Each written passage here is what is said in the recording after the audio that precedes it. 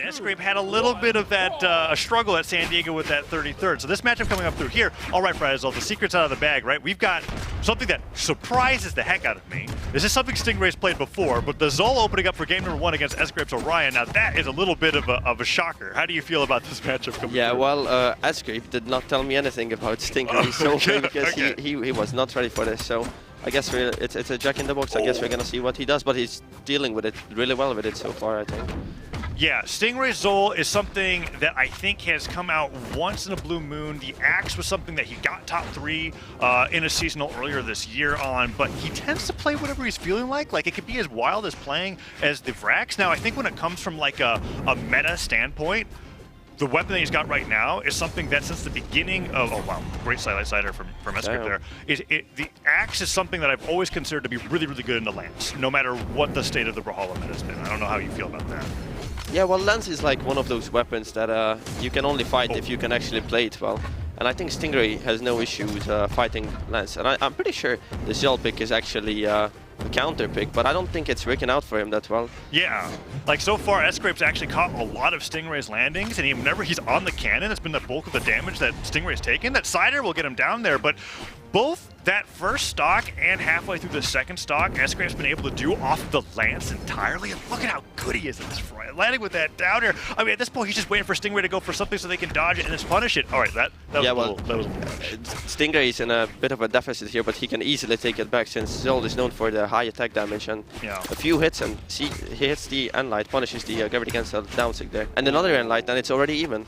I wonder if Sgrape continues doing these like double jumps back to the stage, if Stingray will go for the neutral signature on Zol. It's like one of those rare signatures that I feel like covers that double jump height when people are trying to recover high there, but we'll see if he goes for it. The downer's coming through. Nice pogo into Sair, gets that true combo. Is he going to be able to finish the stock here? And he did actually, I think. Oh, maybe Sgrape. Cancel neutral sig? Oh, so Stingray. close. I think, does neutral sig have the drift to make it back? That was a tough call. That was a tough call to make. I mean, Sgrape is a really good player. He probably would have punished that. Oh, just like with a spear dare, so he'd rather. He was ready for it as well. You saw him go for it. Yeah, Demon Island, rough to recover against in those situations, and Sgrape was the edge guard. But Stingray, like you said, has brought it back pretty well. High force on the Zol. Of course, you get hit 3 or 4 times by Orion. It doesn't matter how much force you've got. Finally, no, the neutral bounced him off, and Sgrape makes it back. This is a great start to game 1. A single side there, and it's already over for Sgrape second stock as well, and it could be equalized again with a few Enlights like in the second stock. Yeah, nice Enlight.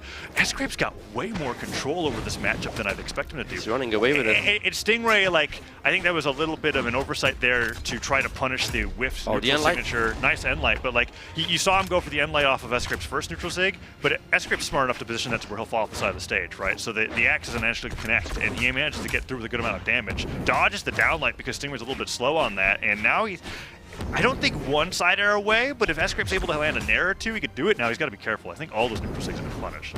I'm really looking forward to Sgrape's Ansig on the Lance. Oh, never mind, he dropped it. Oh, I guess he wasn't looking forward to it. I mean, he's missed already 4 of them, right? I think he could just rely on his line attacks. Okay, it's eventually going to hit. Now he's going to pick it up and it's going to hit. I know it. The gravity cancel sidelight unarmed. Oh no, he gets him the downlight. Didn't go for it. Oh, he's choking. Sidelight Sair, sidelight nair, recovery. Do it, Sgrape. Dodges it, Stingray. He did it. Falls with the Sair, doesn't drift forward. I really like how confident Stingray was to go with those wake-up attacks, because I kind of felt like towards the end there that Sgrape was trying a little too hard for the heavy hit signature kill at the end, and Stingray was playing around that quite nicely. Yeah, you can really use the Orion signature kit to finish stocks easily, but then again, it has Orion has Spear and Lance, and they are both very easy to finish with, even without the signatures. Sair is very good. Yeah, downlight Sair especially. 3, 2, yeah, so here we go. This is not a surprising pick for me when it comes to having Stingray on the field. He loves platform stages in particular. Talks about how he thinks that a lot of Brawlhalla players should try to get better at playing with platforms in general. Let's see how Sgrape's able to play around here too, because Enigma is not often picked in competitive ones. Actually, if you noticed, Sgrape actually left this map in the pool, and he chose to go for this. Okay, all right, He chose to leave it in the map pool because he knows he's actually able to beat Stingray on it, I think. He's a big platform fan himself, so. They're actually just so similar in playstyle. That's so crazy. Same characters, same maps. Yeah, same maps, and same weapon combinations as well. That's why the Zolt pick is so strange. But it looks like Sgrape's not been phased by this. Taking that game 1, gets the down sideline Sarah. Sgrape's incredible. And he could still take a few more hits before losing this first stock, too. Maybe not against the Zell, who knows? I mean, okay, maybe one more hit he could take. Oh, right, well, yeah, well, that's two. There it is. Yeah, sidelight there and a side air will catch him. And Stingray reacts pretty nicely to Sgrape fading in to the left after that combo. Even game here in game number 2, but Sgrape with the lead. And already I think Sgrape's doing a lot better compared to my expectations. We didn't get too far into it beforehand, but I had like a pretty strong gut feeling that Stingray was going to run away with this 3-0. So seeing your confidence coming through here on how Sgrape's going to play and how well he's been playing has been very exciting to see. Well, he's proving me right here. He's actually in a big lead here. All he needs is a read. That's twice. Oh, the weapon throw. It didn't quite hit, but can he cover it? He did not cover it well enough. And Stingray fighting offstage with the unarmed. Nice nair there punish. as well. Let's see if he can finish off the stock. Nice down signature, and that's like a Stingray classic that he's hitting. Yeah, the Orion spear down sig is a Stingray classic that Sgrape must have learned from him actually. You think so? I mean, it's like. It's one move. I don't know if anybody owns it, but one of those things where at least when it comes to like. It's not the easiest thing in the game to hit a raw signature against a pro player in Brawlhalla, right? You have to get a really hard read on what their movement's doing. Oh, that neutral signature came so close. Sgrape finished the stock as well. He would have two-stocked him. Well, I think Stingray is gonna consider a character switch after this if he is this close to getting 2-stock. Do you think he brings out the Black Knight, or does he go for Dusk? Well, I mean, we got to finish this game first because he could even this up. As I said, I'm really looking forward to an Orion mirror, but I don't think he's confident enough to do that. I'm so surprised because I'm like. I feel like that's the kind of thing Stingray would really want, but so far he's been opting for the axe. Maybe there's a Bryn switch because he's been doing so well with the axe, but I don't know. Let's see if he can continue with his game 2 here. Sidelight Nair, that's huge. Downlight doesn't hit, doesn't get the punish off of that whiff side air from Sgrape, but the damage is coming through for Stingray. It's been all Stingray so far in this last stock. Yeah, Sgrape is throwing a lot of his weapons and he's left weaponless, but now he has the LAN, so maybe he can do what he did. The dare though clips and doesn't get anything after the side air hits. One more Sarah will do it. I mean, he's not going to risk anything there. Falls to that side air, kicks him right out of the way. I mean, the weapon throw again, he went for it. Oh, it's a down. Dude, there's no way. Sgrape's crazy. There's no way. Because he snaps to the ledge, dash pivot, down heavy unarmed. I would never have the guts to go for that. Like, that's an insane play. Okay, this is tough. I actually think we stay Zol because I think Stingray figured something out in that game where like it was like 5 neutral wins in a row, right? And then Stingray ends up dropping that edge guard there, lets Sgrape through, and then Sgrape gets the craziest Hail Mary, right? That's incredible. That's a complete gamble, and it worked out for him. I still feel like that for Stingray, he's like, I know what I have to do now. I'm going to play completely off the axe. If he doesn't think that he needs the spear at all, Zol's the best axe legend that you can ask for, right? But the switch. Okay, so it's the Dusk. Dusk. I murmured Dusk, but you were right on the money. After going down 0-2, even with that situation, he switches. So we've got the Spear and the Orb. At Dusk, we saw him break out at the Winter Royale, and it's something that he's been talking about a lot, but this is interesting. He's really the only player that's playing this legend. Yeah, well, I'm a big Orb fan myself, so I'm really glad to see it. Maybe I can take some things away from Stingray here. Yeah, as an Orb main yourself. Yeah. Let's see how this plays out here, because the Spear is something that we haven't seen Stingray really bring against Sgrape, and Sgrape's up solidly 2-0 here.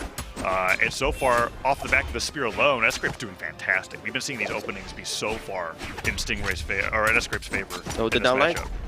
Nice read. The bouncing on the platform finishes him. Wow. Huge lead from Sgrape. And Sgrape's kind of...